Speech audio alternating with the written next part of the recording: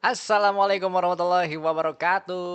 Hai, selamat sore Sobat Manda ya. Bersama saya Tugas Randi Purwa dan selamat datang kembali di Live Health. Kali ini bersama Dokter Visakha, spesialis penyakit dalam. Halo dok. Halo. Hei, kok suaranya pelan? Degan. Sama sih aku juga Pelan ya? deg-degan sebetulnya. Gimana kabarnya dokter? Baik, baik banget. Baik Baik banget. banget. Luar biasa. Kemarin habis keliling-keliling ya dok ya. Oke oke. Ini adalah dokter spesialis penyakit dalam. Temanya menarik banget tentang mencegah GERD kambuh saat berpuasa. Karena banyak ternyata yang teman-teman punya penyakit GERD atau asam lambung gitu ya, kadang suka bingung.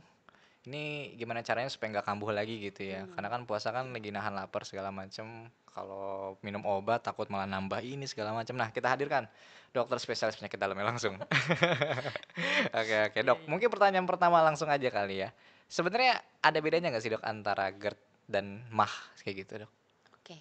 Mm-mm. Jadi kan kebanyakan orang mungkin ngiranya sama ya, padahal itu Iya. kayak dua hal yang beda gitu. Oh beda ya? Ha. Jadi kalau orang biasa bilang sakit mah, mungkin di kita kenalnya sebagai istilahnya dispepsia. Jadi Oh. dispepsia itu kayak Mhm. sekumpulan gejala Mhm. yang bikin kita ngerasa tidak nyaman di perut bagian atas terutama. Mhm. Terus kitanya juga jadi bloating lah, mual. Oke. Nah, itu lebih ke dispepsia. Oke. Sementara kalau GERD itu Mhm. jatuhnya lebih ke ada reflux. GERD itu gastroesophageal reflux disease. Bahasa unik Nah, tuh. Apa tuh? jadi dia kayak penyakit reflux. Oke. Nah, refluxnya itu dari mana? Dari si lambung Mhm. ke esofagus sebenarnya. Oh Nah, naik ke esofagus atas itu sana. kerongkongan. Iya iya Naik. iya. Kalau ditanya, terus kenapa kalau naik? Gak boleh harusnya gitu. Jadi si GERD Oke. ini tuh si asam lambungnya naik nih ke kerongkongan. Ah, ah. Jadinya akhirnya bikin gejala. Nah, Oke. keiritasi tuh bagian sisi dalamnya dari si lapisan Kerongkongan. esofagusnya ini. Oh Nah, oke. itu yang kita kenal sebagai GERD Oh gitu. jadi makanya ketika si asam lambung naik bikin panas Ya, seperti bikin itu. kita bilangnya heartburn ya. Iya iya Jadi iya. kayak terbakar di dada, terus Hmm. mulut kerasa pahit. Nah, itu biasanya Oh, udah oke. GERD gitu. Oke oke oke. Kalau sampai akhirnya naik terus muntah terus itu udah posisinya lebih parah lagi kondisinya. Jadi kalau dispepsia sama GERD sama-sama bisa bikin mual muntah. Oke. Cuman mungkin kita lihat dari penyebab sama gejalanya agak beda Ah, ya gitu. oke oke oke. Kalau si sakit asam lambung atau mah ini tadi, Mhm. itu biasanya penyebabnya memang mostly karena produksi asam lambung yang berlebih. Tapi yang Oh. lain bisa karena gangguan di saluran pencernaannya, di GI tract-nya, Hmm. bisa karena infeksi Oke bakteri oke. dan yang lain. Tapi Mhm. kalau si GERD, Mhm. dia penyebabnya kenapa? Harusnya di bagian bawahnya si Mhm. esofagus ini Mhm. kita bilang LES ya, lower Mhm. esophageal sphincter ini. Harusnya kalau kita normal Oke. kerja buka tutupnya bagus tuh gitu. Oh, Jadi oke. kalau misalnya kita makan, habis kita makan ini nutup tuh supaya asam Oke. lambungnya nggak balik tuh ke atas. Nah, Oh, si GERD oke. ini kalau kita alami itu dia tidak normal posisinya. Jadi si Hmm. LES ini, si sphincternya ini tadi, dia buka tutupnya nggak kayak orang normal. Oke, jadi itu Jadi maksudnya akhirnya dia reflux ke iya, atas. iya. Splinter tuh kayak maksudnya kayak katup gitu Ya, dok katup. ya. Oke, jadi nggak nutup gitu ya. Nggak, ya tidak terganggu ya gitu Terganggu. kerjanya, Hmm, fungsinya. oke oke. Nah, Mm-mm. untuk mungkin pertanyaan teman-teman juga nih dok. Aman nggak untuk teman-teman yang mungkin masalah GERD ini untuk tetap berpuasa kayak gitu? Sebenarnya kalau balik lagi sih, ha. Hmm. Jadi sebenarnya tidak ada alasan nih kalau Hmm. misalnya kita GERD terus kita jadinya Hmm. Hmm. nggak mau puasa gitu. Hmm. Hmm. Sebenarnya yang paling paling paling baik itu di awal sebelum kita masuk bulan Ramadan itu Hmm. konsultasi dulu. Jadi sebenarnya bagusnya Oh. gitu. Hmm. Jadi kita bisa tahu nih selama ini gejalanya yang timbul itu kayak gimana nih, Hmm. berat nggak, terus ada warning sign-nya nggak gitu. Hmm. Nah tapi tetap sih jangan takut puasa gitu hanya karena punya mah atau punya GERD gitu ya. Kalau Oke. misalnya di awal memang kita perlu adaptasi. Jadi Hmm. misalnya kita dari yang biasanya makan rutin, Hmm. terus tiba-tiba jadi harus puasa, puasa kan paling nggak di atas 10 jam ya, kita Ya. mesti nahan nggak makan, nggak minum gitu ya. Hmm. Nah itu butuh waktu, jadi badan juga akan adaptasi. Nah biasanya Oke. kayak gitu nggak enaknya buat pasien GERD cuman di 1 mingguan awal, 7 Oh. sampai 10 hari di awal, setelah Hmm. itu badan harusnya lebih adaptasi. Jadi Oh. kalau anjurannya pun aman sebenarnya Aman buat ya, aman pasien ya, nggak ada event mah atau masalah ya. GERD. Bahkan kalau dari penelitian bilangnya kalau kita compare gitu ya, Mhm. pasien GERD yang menjalani puasa sama Mhm. yang enggak, itu yang menjalani puasa setengahnya tuh bakalan bilang secara gejala klinis malah lebih enak, malah lebih Oh gitu ya? perbaikan gitu Oh. dengan berpuasa. Kenapa? Karena ternyata pola hidupnya lebih baik gitu. Iya Jadi iya makannya jadi on time gitu. Karena iya. kayak dalam tanda kutip mau makan nih, mau buka gitu, Iya. nggak di skip-skip. Iya, Biasanya kan kita kalau iya. kerja suka udah makan nggak Nanti usah lagi. gitu. Waktu sahur juga jadinya on time. Nah, Betul, terus ada betul. perubahan pola hidup. Udah nggak Iya. nyemil-nyemil random Iya, yang iya, bikin iya. makanan yang bikin micu asam lambung juga nggak di apa ya, nggak dikonsumsi lagi lah gitu. Iya, Jadi iya. akhirnya perubahan pola hidup inilah yang bikin puasa itu malah Oh, bikin lebih nyaman nyaman sebenarnya buat untuk pasien GERD pasien gitu. GERD. Oh, Heeh. oke. Jadi memang kalau misalkan ini di luar bulan puasa misalkan, Mm-mm. Dok.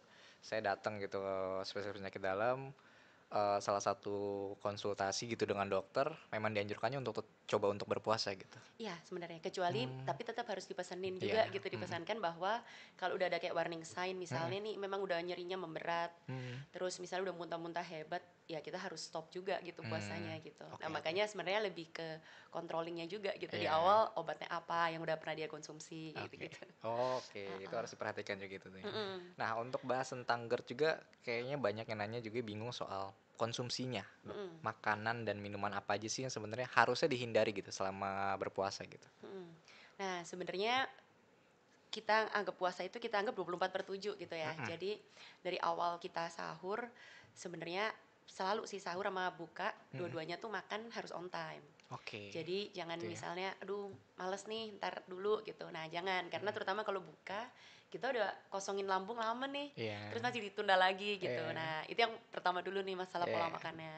Terus yang kedua, makannya pun jangan kalap gitu, jangan kayak balas dendam gitu. Jadi karena Iya, seharian udah nggak makan, mhm, makannya jadi banyak iya. porsinya, terus cepet-cepet buru-buru Mmm, gitu. mhm. Itu kita kayak jadinya bikin bloating, bikin begah gitu. Iya, Karena harusnya makan perlahan aja perlahan gitu. aja ya. Nah, makanya disaraninnya sebenarnya pas kita mau buka, Mhm, itu bagusnya emang kita nggak langsung kita bombardir sama sekian jumlah makanan, enggak mmm, gitu. Jadi emang bagusnya emang sedikit makanan atau minuman manis dulu. Mungkin oke. biasanya orang ada yang pakai kurma, ada yang pakai Kurma, kolak segala macem, nggak usah banyak-banyak. mhm, Habis itu mungkin ibadah dulu, habis itu baru makan dengan porsi yang apa ya, mindful lah ya gitu. wah, Jadi kita mindful. sadar gitu Iya, bahwa iya, porsinya itu kita nggak berlebihan nggak banget gitu. berlebihan.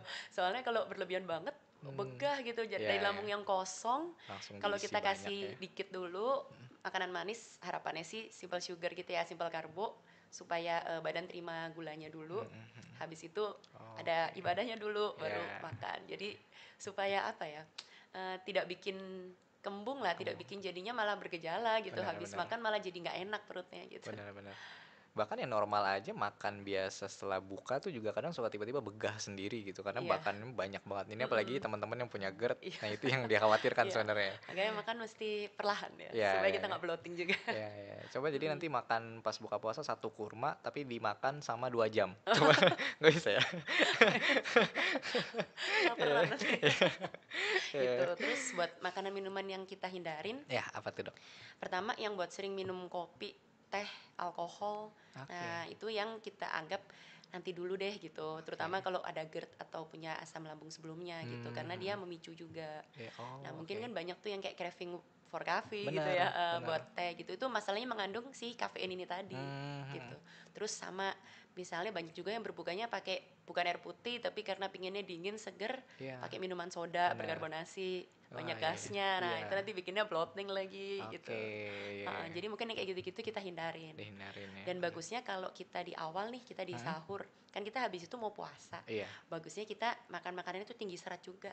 Nah, Oke. jadi kan akhirnya pengosongan lambung ini jadi lebih turun nih, memperlambat pengosongan lambung. Mhm. Jadi kita mencegah si asam lambung ini naik. Oke. Nah, gitu.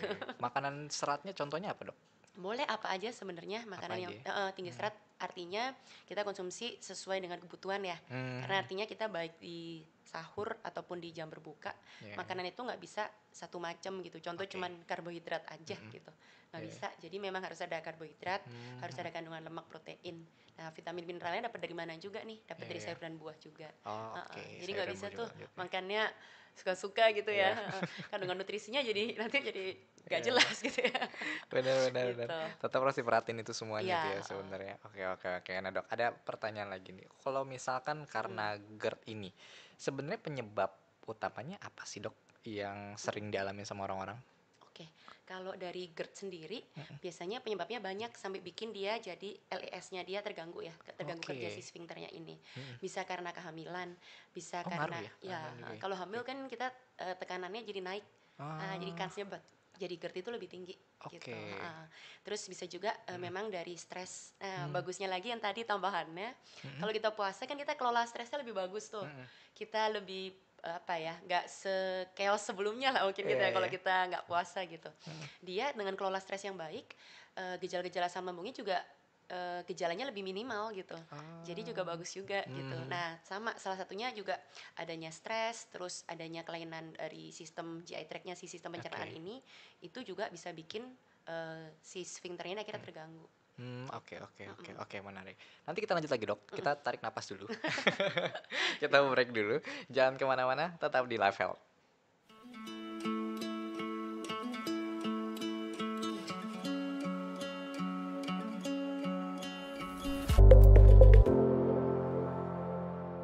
Hai, masih di Live Health. Oke, kita juga ada live di Instagram. Boleh sapa-sapa kali dulu kali, Dok, ya? Ada. Ini gitu dong. Oke oke, jadi buat teman-teman di Instagram nanti ada yang mau nanya boleh ya. Aku juga masih ada pertanyaan dulu nih untuk ke Dokter Visaha kali ini ya. Jadi kita tes pengetahuan Visaha. Enggak ya, enggak bercanda-bercanda ya. Oke, Dok. Ini ada pertanyaan lagi masih tentang GERD-nya ini sendiri. Kalau misalkan, Dok, tiba-tiba kita lagi puasa nih, tengah siang siang hari kayak gitu ya. Tiba-tiba GERD-nya kambuh kayak gitu, Dok. Ada tindakan pertama enggak yang bisa dilakukan gitu untuk menangani itu? Oke, jadi biasanya sih pasien kalau udah punya GERD Mhm. atau sakit mah sebelumnya, mereka udah lebih aware tuh biasanya. Biasanya Mhm. bawa obat Iya, benar kemana-mana benar. gitu. Nah, memang kalau ditanya intinya cuma satu, Mhm. kalau kuat sambung puasa. Tapi kalau Oke, emang nyeri banget. dan memang mengganggu sekali, Mhm. saran sih harus minum obat sih memang ya. Kita perlu Mhm. menghentikan juga gitu. Oke oke. Cuman umumnya obat-obatan yang mungkin takut ya kalau misalnya orang puasa takut Mhm. minum atau mungkin Mhm. takut kasih efek samping atau apa, itu yang mungkin agak diubah sedikit mungkin ya gitu Mhm, iya. mindsetnya, karena mostly obat lambung itu cukup aman selama diminum sesuai dengan dosisnya, sesuai dengan takarannya gitu. Mhm. Nah, biasanya sih yang kita kenal banyak itu ada banyak sih sebenarnya, tapi yang biasanya dibawa-bawa orang tuh 3 golongan biasanya. Iya iya. Mhm. Kalau yang biasa kita kenal tuh ada yang namanya golongan antasida gitu. Fungsinya Oke. dia buat netralisir si asam lambungnya ini. Mhm. Nah, biasanya kandungannya dia ada yang magnesium hidroksida, ada yang Mhm. aluminium gitu. Nah, terus contohnya banyak, nggak boleh Ya, oke. sebut merek. Ya, terus yang biasanya orang sering bawa-bawa juga ada golongan kita bilang H2RA ya. Jadi H2 reseptor antagonis. Mhm. Sama sih dia mekanismenya dia kurang lebihnya dia akan membantu untuk menurunkan produksi si asam lambung ini. Oke. Nah, itu produk-produknya ini bukan merek ya Iya. isinya ya, komposisinya tuh biasanya dia ada ranitidin kayak gitu. Oke oke Nah, oke. yang paling terakhir yang paling orang sering minum Mhm. itu golongan PPI, proton pump inhibitor ya. Nah, Oke. itu biasanya omeprazol, lansoprazol. Nah, Mmm. banyak tuh esomeprazol. Iya. Tapi itu apa kandungannya ya, bukan Iya. merek ya gitu. Iya, Gitu. merek nggak ya, Biasanya 3 itu nggak yang orang boleh sering ya. bawa-bawa, cuma di Heeh. luar itu juga banyak tuh. Mhm. Kayak ada yang buat melindungi dari si lambungnya itu sendiri, terus Mhm. ada yang prokinetik, artinya dia membantu mempercepat pengosongan asam lambung gitu. Mhm.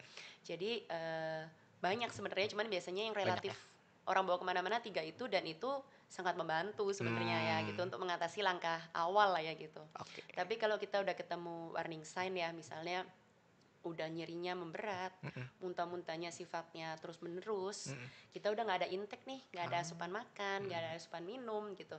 Sarannya sebenarnya kita ke IGD. Kenapa? Oke. Karena berarti artinya kita ada ancaman buat Oh, dehidrasi, oke. buat kekurangan cairan elektrolit. Karena kan kita nggak bisa milih ya. Kalau Iya kita iya. muntah nggak bisa milih, oh Bener. ini aja nih yang keluarin gitu kan, Iya nggak iya bisa. iya, bener bener. Jadinya akhirnya daripada dehidrasi, Mhm. terus kekurangan cairan elektrolit, karena kita juga sulit mau intake masuk ke dalam, lebih baik kita berobat gitu Berobat karena ya? gitu. Dan baiknya sih memang sebelum Ramadan itu udah banyak konsultasi dulu gitu. Jadi Mmm. udah ke poli penyakit dalam gitu di rumah sakit, udah konsultasi supaya tahu nih kira-kira Mhm. yang boleh apa, jangannya apa Oke, gitu. Jadi I itu see I see. supaya pas hari kejadian nih misalnya tiba-tiba kambuh atau apa, at least udah ngerti gitu. Oke oke, Gitu wow, ya. ya ya ya, itu juga sekaligus menjawab pertanyaan soal pengobatannya ya Iya. sebenarnya, Dok. Oke, benar benar. Dok, ada yang nanya, Dok. Ini dari Eliana Vokalisa, katanya kalau GERD, "Hai Dok, aku mau tanya, aku nggak puasa sih, hehehe, tapi kena GERD kemarin sampai demam," katanya. "Wajar nggak Mm-mm. sih, Dok? Dan GERD-nya disertai sakit nyeri punggung," katanya kayak gitu. Oke. Kalau dari GERD-nya itu bisa bikin ke arah nyeri punggung atau enggak, Mhm. nah, jadi ada yang kita bilang mempersarafi gitu. Jadi Mhm. kebetulan si GERD ini kan dia mengiritasi nih, dia mengiritasi ke arah kerongkongan. Mhm. Nah, memang ada persarafan yang ada tuh sama ke arah tulang-tulang belikat di belakang. Nah, Mhm. otak interpretasinya dikiranya kayak nyeri belakang karena jatuhnya jadi karena mempersarafi sama. Jadi kita Ah, sensasinya kayak seolah-olah kita back pain gitu. iya iya iya. Nah, kalau bikin demam, kalau demam harusnya dia ada dua biasanya, antara dia memang infeksi Mhm. atau yang kedua biasanya pasien yang dehidrasi juga bisa bikin demam, cuman jarang ya. Mmm, Rata-rata sih karena infeksi. Jadi oke kalau oke. dia GERD tapi ada demam, harusnya dievaluasi lebih lanjut nih, demamnya Oke, karena apa gitu. I Mungkin see. nggak cuman karena infeksi dari GI tract-nya aja, atau Mmm, mungkin selain GERD ternyata ada permasalahan ada lain gitu permasalahan ya. lain ya. Oke, menarik menarik. Gitu. Ada pertanyaan lain kali ini. Aku sempet searching-searching di Google kayak gitu, Dok, ya. Ini ada pertanyaan terkait soal antara hubungan GERD dengan puasa dan perubahan pola tidur kayak Hmm, gini. Ini katanya bisa memperparah gejala GERD nggak sih, Dok? oke. Dengan perubahan pola tidurnya Mm, ini? jadi sebenarnya kalau perubahan pola tidur sendiri diharapkannya tuh kalau orang puasa Mhm. itu sebenarnya lebih bagus atur pola tidur Oke, harapannya, iya, dengan catatan bahwa kalau malam kan kita tahu besok paginya mau sahur nih, sahur jadi kalau memang ada activity yang kita nggak perlu lakuin di malam tengah-tengah hari. malam, Mhm, sebisa mungkin tidur lebih awal karena besok paginya bangunnya lebih awal. lebih awal. Karena kalau bangunnya nggak on time, Mhm, akhirnya kan jadi males mau makan. iya, Jadi ya kalau iya gitu, jadi akhirnya nggak makan, ke nggak skip makan, gitu. iya iya iya. Pertama masalah sih pola tidur yang baik dulu. Mhm, Nah, yang kedua ternyata menurut penelitian juga ada hubungan dua arah. Jadi GERD itu bisa mengganggu kualitas tidur, terutama mhm, kalau dia banyak kambuh di malam hari. mhm, Sementara sebaliknya, ternyata gangguan tidur itu mhm, juga bisa mempengaruhi gitu. Walaupun mhm, mungkin belum banyak juga gitu. iya, Cuman kenapa sih kayak gitu bisa terjadi? Karena ternyata kita kenal ada irama sirkadian ya. Jadi kayak jam biologisnya badan gitu. iya. Nah, si jam biologisnya ini membuat kita itu memang punya produksi asam lambung yang lebih tinggi di malam hari. Nah, jadinya Ah, oke. memang cenderung lebih gampang reflux. Nah, Mhm, terus kan kita cenderung kalau malam pasti orang tidur ya, iya, rebahan ya, bener. gitu. Nah, ini sarannya sih emang bagusnya kalau tidur miringnya ke kiri. Oh gitu, ke kiri? Kalau kita terlentang, kansnya kita buat reflux itu lebih Oh, tinggi ke kiri ke itu kiri. ke sini? Apa ke sini? Kanan, Kiri, ya kan? kiri ya, kiri sana kanan. Bingungnya dia, Gitu. ya ke kiri ya? Iya. Tujuannya karena kan kita tahu nih memang banyak sekali pasien yang mengeluh memang banyak GERD nih, terutama di Oke. malam hari gitu. Ah, Nah, salah satu juga yang biasanya memicu adalah baru selesai makan tapi langsung tidur. iya Nah, benar jadi itu. bagusnya itu habis selesai makan, terutama makan berat, jangan langsung tidur. Jadi Hmm, kita butuh sekitar 2-3 jaman 2-3 jam, oke. untuk setelah dari makan tuh baru ke tidur gitu. Hmm, Jadi kalau langsung buru-buru memang jadinya jadi begah gitu, jadi iya, bloating gitu. iya, Jadi akhirnya gejala-gejala juga banyak muncul karena salah satu pemicunya itu juga oke, gitu. benar benar benar. Menarik Heeh, menarik menarik. Oke oke. Pertanyaan lainnya nih, Dok, ini masih tentang GERD ya? heeh. Karena temanya ini. Mau nanya, Dok, katanya GERD bisa menyebabkan komplikasi nggak sih? Misal ke ginjal atau liver? Mohon penjelasannya, karena saya pernah baca ada pasien yang awalnya MAH kronis, katanya kayak gitu ya. Tiba-tiba perutnya besar dan ngaruh ke ginjal dan lalu liver, katanya gitu. Oke. Heeh. Jadi yang pertama sih kalau dari GERD bisa bikin komplikasi apa? Ada banyak sebenarnya komplikasinya, Bisa ya, bisa terutama ya. yang sering itu kita kenal istilahnya namanya streptokokkus. Hmm, Jadi dia ada penyempitan di lumen atau saluran si kerongkongan ini. hmm, Yang kedua ada istilah juga namanya Barrett esophagus. Kalau hmm. Barrett jadi kerusakan di sepanjang salurannya itu. Sepanjang saluran, oke. Kansnya buat jadi apa? One day bisa jadi ke arah keganasan, ke arah Oh, malignancy dua gitu. menarik. Iya, iya, iya. Cuman komplikasi yang lain sih bisa sih membuat Hmm, akhirnya nanti kalau misalnya pasien yang lama gitu, hmm, gejalanya kronis atau apa, bisa nggak bikin perdarahan di lambung dan apa? Bisa. Jadi hmm, hmm. nantinya jadinya jadi bisa muntah darah dan sebagainya buat warning sana ya Iya. gitu. Cuman kalau dari GERD bisa menyebabkan gangguan di ginjal, ya itu mungkin statementnya agak salah ya mungkin ya. Kalau dibalik bisa. Jadi kalau misalnya Oh, pasien-pasien oke. dengan penyakit ginjal kronik Hmm. itu ada nggak ada, jadi di atas 30% dari mereka itu mengalami keluhan-keluhan si dispepsia ini atau sakit Dispepsia. mah. Cuman kalau Oh, dibalik gara-gara enggak ya? GERD terus jadi sakit ginjal enggak Enggak ya? gitu. Oke, oke. Sama sih, kalau tadi bikin perutnya besar, gangguan hati, mungkin kita kenalnya istilahnya asites ya, karena sirosis gitu. Jadi Hmm, asites itu kayak keisi cairan banyak di rongga perutnya gitu, hmm, karena sirosisnya nih tadi, sirosis tuh jadi hatinya jadi lebih keras gitu, pengerasan hmm. hati lah kita Iya, iya. gampangnya gitu. Kalau dia perutnya udah asites, bisa nggak bikin gejala-gejala dispepsi? Bisa, Bisa ya? karena Oke. ada peningkatan tekanan di situ. Tapi kalau Oke. dibalik gara-gara GERD terus jadinya gangguan hati, Ya itu ya, kayaknya enggak statementnya ya. yang mungkin kurang Agak tepat salah ya. ya. Oke. Gitu. Oke oke. Semoga menjawab ya teman-teman ya. Oke.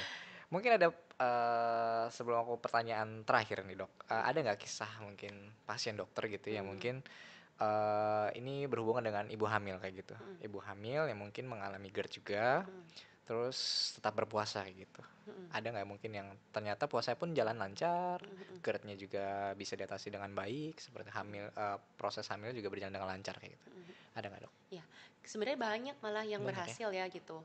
Walaupun tetap sih, Hmm. walaupun kita bilang oh bisa nih kayaknya gitu, tapi Hmm. tetap di ibu hamil kan kita tahu ya, karena perut juga cenderung membesar, jadi Ya. tekanan di dalam perut juga lebih tinggi Hmm, gitu. hmm, Kansnya untuk hmm. jadi ada sering banget apalagi trimester 1 ya gitu ya. Ya ya Ya ya. kayak mual muntah sering gitu. Hmm, Memang pada intinya selama pasien kuat hmm. itu boleh-boleh saja Oke. berpuasa gitu. Dan kalau dari pengalaman juga banyak yang berhasil, tapi juga dari mereka juga udah aware kalau Ah, emang udah nyeri, udah ya. muntah-muntah, mereka nggak akan ngelanjutin. Oke. Karena apa?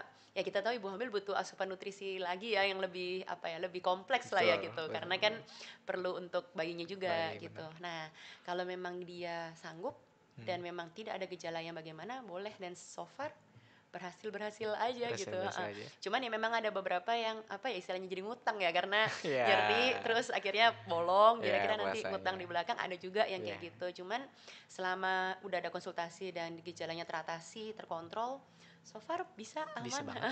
Oke, luar biasa. Karena itu juga jadi hal yang dikhawatirin sih biasa sama ibu hamil kan kayak gitu. Terakhir dok, mungkin ada pesan dari dokter buat teman-teman yang mungkin sedang menjalankan ibadah puasa, mengalami GERD juga. Ada nggak pesan-pesannya dok? Yang pertama tentu, tidak perlu takut ya untuk Hmm, berpuasa ya, walaupun, kita punya GERD atau kita punya sakit mah. Yang kedua, kalau misalnya memang gejalanya sulit udah terkontrol ya, terutama kita dengan pengobatan mandiri di rumah mm-mm. susah, sangat-sangat perlu untuk konsultasi dengan, dokter penyakit Dokter ya. dalam gitu. Kenapa? Karena kadang kita nggak tahu nih, sudah sejauh mana gitu keluhan Betul yang betul. kita alami. Tapi kan kadang kita males ya, kadang mau ke rumah sakit Ya, takut atau heeh. males gitu, antri atau apa Ya, gitu ya. ya.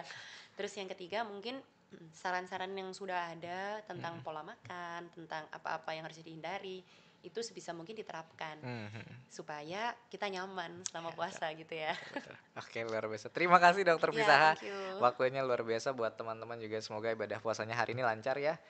Tinggal menghitung hari ya menuju lebaran ya. Masih lama nggak sih? Masih lama ya ternyata ya.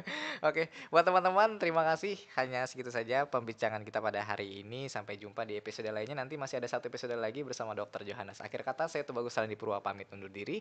Dokter Fisaha Thank you. pamit. Terima kasih sampai jumpa. Wassalamualaikum warahmatullahi wabarakatuh. Dadah.